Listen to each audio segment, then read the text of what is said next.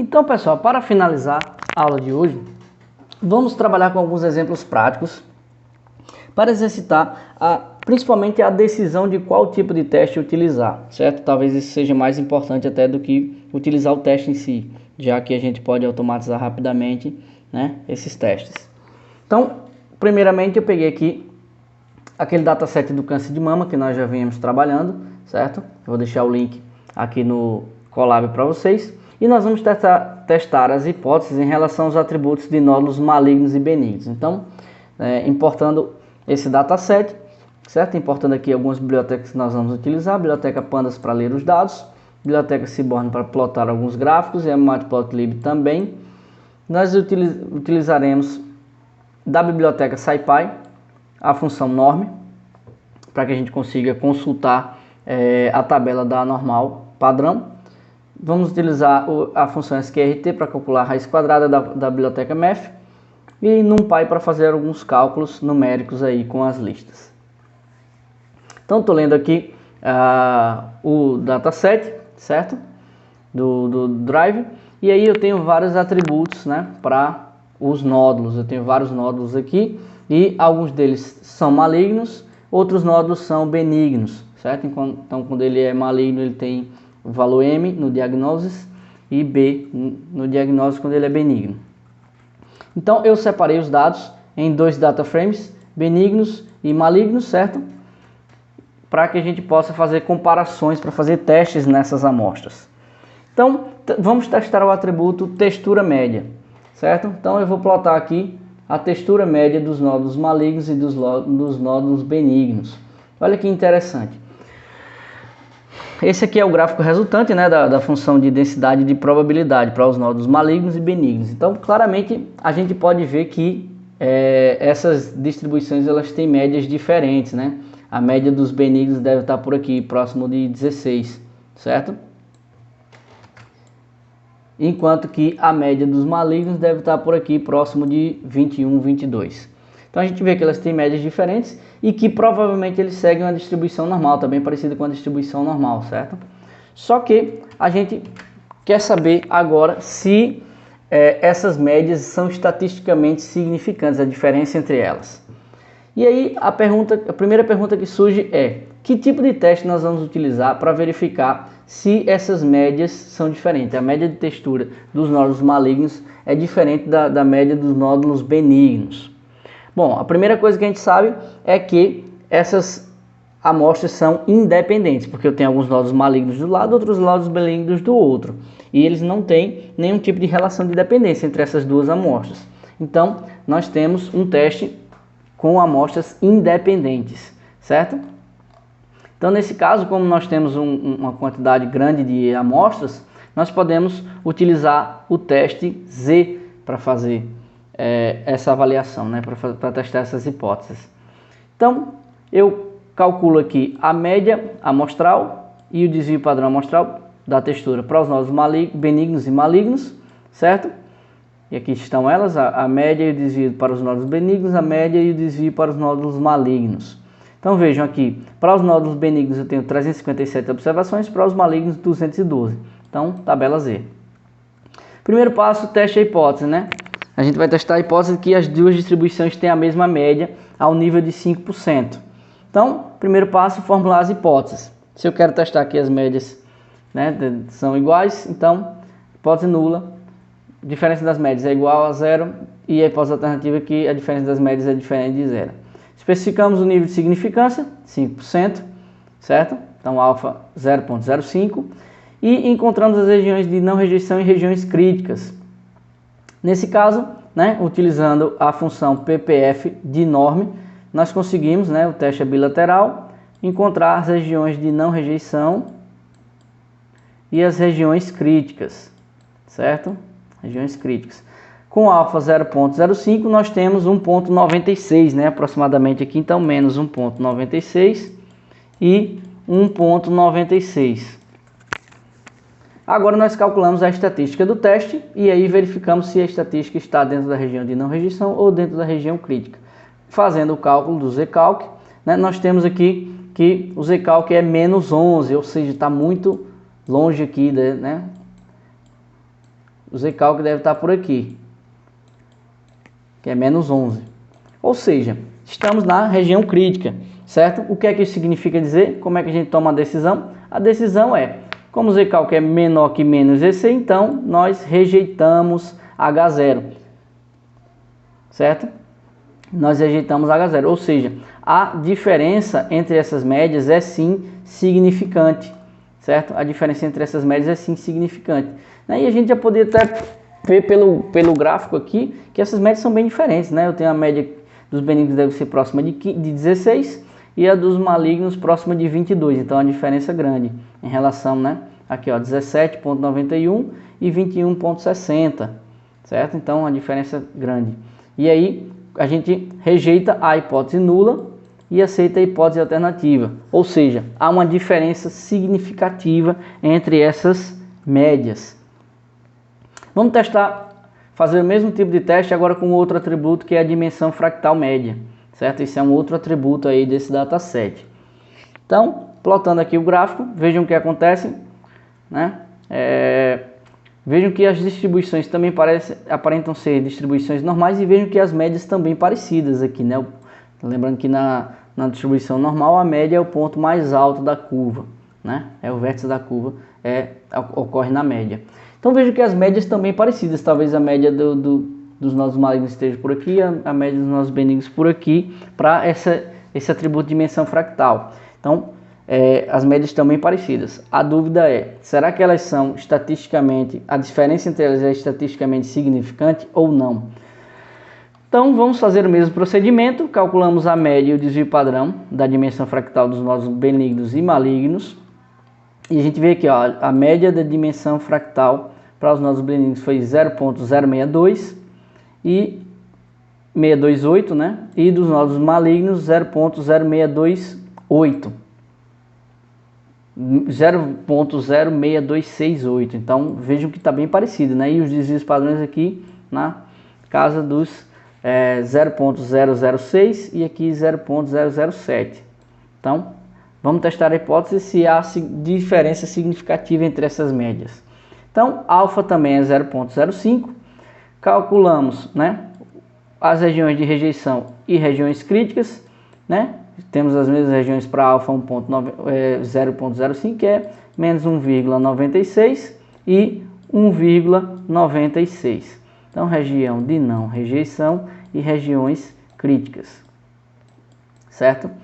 E aí, calculamos a estatística do teste para ver onde é que a gente tem essa estatística. E a estatística do teste aqui foi 0,29. 0,29 deve estar por aqui, ó. 0,29 deve estar por aqui. Região de não rejeição. Ou seja, qual é a decisão? A gente falha em rejeitar H0. O que nos permite concluir que não há uma diferença significativa entre essas médias. Ou seja, não há diferença significativa entre essas médias. Essas médias são estatisticamente equivalentes, certo? Então, nós falhamos em rejeitar H0, ok? Falhamos em rejeitar H0. Vamos agora fazer o mesmo teste, pessoal, agora simulando que nós temos uma amostra pequena, certo?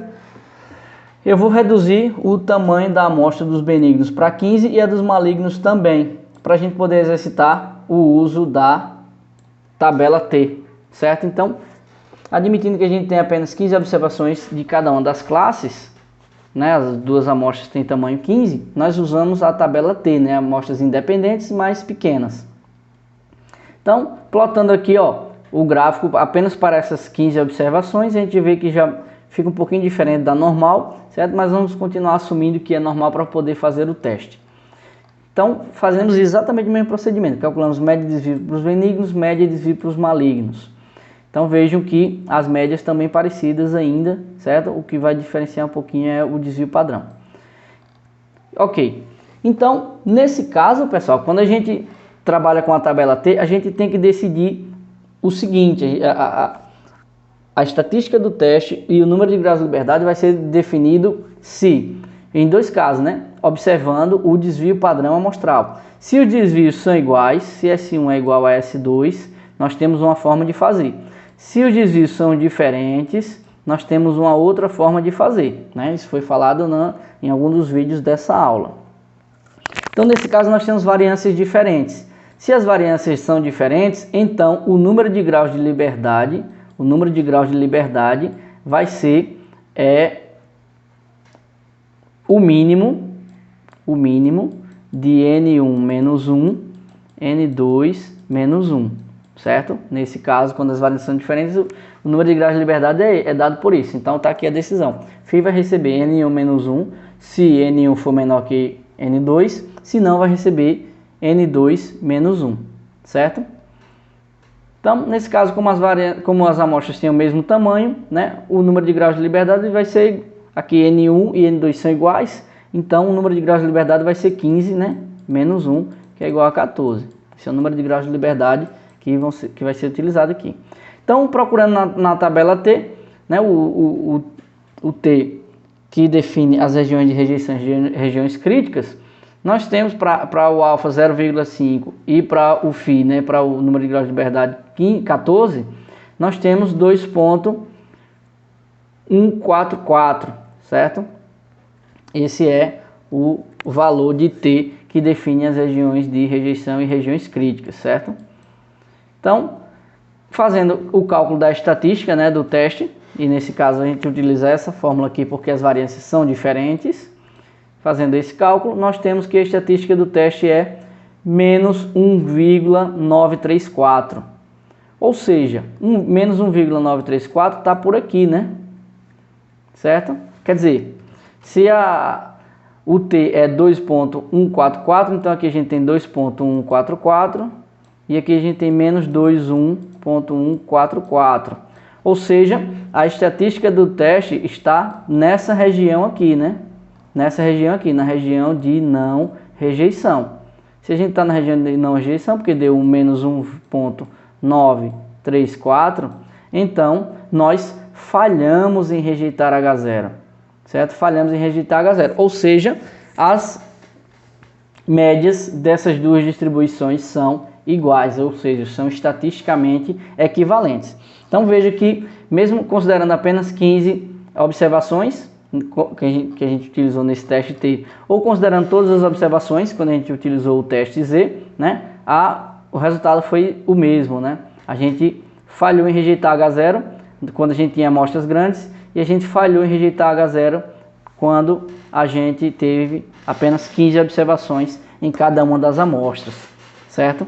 Então vejam que nesse caso, né, o resultado permaneceu o mesmo. Então a gente aceita que as amostras tem médias equivalentes estatisticamente. Vamos ver agora um outro exemplo com o dataset dos aluguéis de bicicletas, certo? Que a gente também já utilizou nessa disciplina, nesse curso, certo? Então, estou importando esse dataset e nós vamos fazer alguns testes de hipótese aqui com ele, certo? Aqui o dataset, eu tenho vários atributos, né? A data, o instante, qual a época do ano, qual o ano que foi coletada aquela observação, qual o mês, se era feriado ou não, se era dia da semana ou não, se era dia útil ou não, e alguns dados de temperatura, sensação térmica e por aí vai. Então, vamos utilizar aqui, fazer a comparação nesse dataset para o número de aluguéis que foram de pessoas registradas na plataforma e o número de aluguéis casuais de pessoas não registradas. Eram dois atributos que esse dataset tinha. Por quê? Porque aqui eu quero exercitar com vocês um teste pareado. Para cada dia, né, para cada observação diária que foi feita lá no dia 1, eu tinha um número de aluguéis casuais e o número de aluguéis registrados, certo? Então, eu tinha lá 300 aluguéis casuais e 400 registrados. No dia 2, eu tinha 320 casuais e 450 registrados e por aí vai. Então, eu quero saber se para esses dias há uma diferença estatística entre o número de aluguéis casuais e o número de aluguéis de pessoas registradas. Então, primeiro eu plotei aqui, certo? O número de aluguéis casuais e o número de aluguéis registrados. Está aqui o gráfico. Então vejam que aparentam ser distribuições normais, nós vamos assumir que sim, Mas vejam que as diferenças entre as médias é bem grande, né? Então a média dos aluguéis casuais está aqui próxima de, chutaria 500, e a média aqui dos registrados está próxima de 4.000. Então uma diferença muito grande. Mas aí, a título didático, né, vamos fazer o teste de hipótese para ver se há uma diferença estatística significante entre essas médias. Então, vamos utilizar apenas 25 observações, né, de aluguéis de pessoas registradas e aluguéis de pessoas casuais. Ok, então plotando o gráfico aqui, vejam como ficou só dessas 25 observações, certo? Então nós temos aí, nesse caso, um teste com amostras pequenas e dependentes, né? Uma dependência, porque para cada dia tem um número de aluguéis registrados e um número de aluguéis casuais, certo? Então eu calculei, a primeira coisa que eu fiz foi calcular a diferença entre os registrados, o número de registrados e casuais para cada dia, certo? Para todos os dias, né, nessas observações, eu calculei essa diferença aqui. E aí depois eu calculei a média das diferenças, que deu 1.081, e o desvio padrão dessas diferenças, que deu 364,82. Então eu calculei a média e o desvio padrão das diferenças DI, certo? E aí, nesse caso, o número de graus de liberdade vai ser o quê? N-1. O alfa que eu vou utilizar nesse teste é de 0,05. E aí eu quero saber se há uma diferença estatística significante entre essas amostras, né? Entre o número de casuais e registrados. Então, calculando o T da tabela, né, para definir as regiões de rejeição e regiões críticas, né, utilizando a biblioteca T do SciPy, né, a função PF consegue fazer, né, essa recuperação na tabela. E aí, olha o que eu obtive utilizando alfa 0,5 e, nesse caso, 24 graus de liberdade, né, que eu tinha 25 observações, menos 1, 24. Então, na tabela, se você for consultar, eu tenho aqui, né, menos 2,06 e 2,06. Define as regiões de não rejeição e regiões críticas, ok? Agora a gente faz o cálculo da estatística do teste, e a estatística é a média dividido pelo desvio padrão dividido pelo raiz quadrada de N. E aí a estatística do teste deu 14, tá? Bem por aqui, ó, pessoal. Deu 14, bem por aqui. Ou seja, isso aqui está na região crítica. Qual é a decisão que a gente toma? A gente rejeita H0, ou seja, a gente rejeita a hipótese de que as médias são iguais, ou seja, que as diferenças, né, são iguais a zero. Isso não é verdadeiro. A gente rejeita H0 e aceita que há uma diferença estatística significante entre as médias. A gente até já sabia disso apenas olhando o gráfico, né? A diferença entre as médias é muito alta, certo? A diferença deu 1.081, a diferença entre essas médias. Então, o teste de hipótese só nos mostrou que a gente já acreditava, que a gente rejeita a hipótese nula de que as médias são iguais. Então é dessa forma que a gente utiliza os testes de hipótese para fazer a verificação de hipóteses sobre duas médias, pessoal, de duas amostras diferentes. É isso, certo? Eu espero que vocês tenham entendido e bons estudos a todos. Até